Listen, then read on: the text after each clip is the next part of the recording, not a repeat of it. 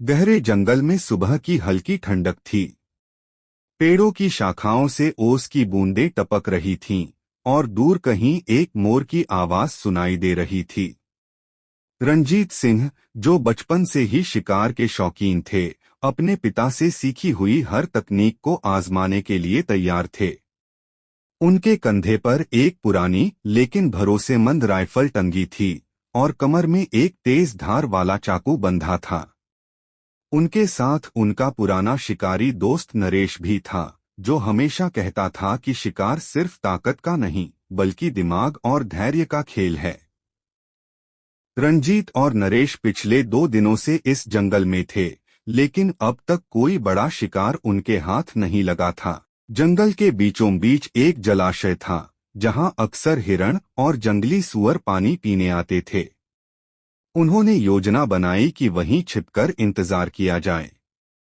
दोनों घनी झाड़ियों के पीछे बैठ गए, सांस तक रोके हुए, क्योंकि शिकार में एक हल्की सी भी आवाज जानवरों को चौकन्ना कर सकती थी। करीब 1 घंटे बाद जंगल में हलचल हुई।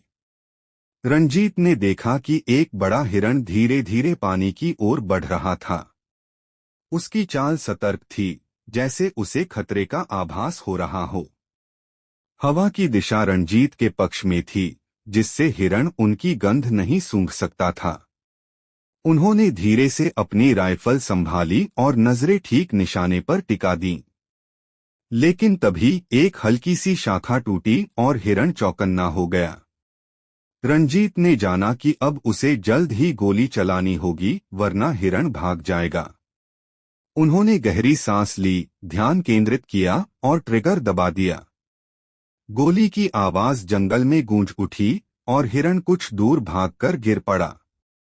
रंजीत और नरेश तेजी से उसके पास पहुंचे। उन्होंने देखा कि निशाना बिल्कुल सटीक था। रंजीत के चेहरे पर संतोष था, क्योंकि उन्होंने जो रणनीति बनाई थी वह सफल रही।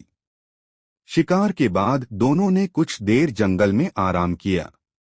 नरेश ने रंजीत की पीठ थपथपाते हुए कहा, सफल शिकारी बनने के लिए बस यही चाहिए, धैर्य, सही रणनीति और सटीक निशाना। रंजीत ने मुस्कुराते हुए हामी भरी और आसमान की ओर देखा।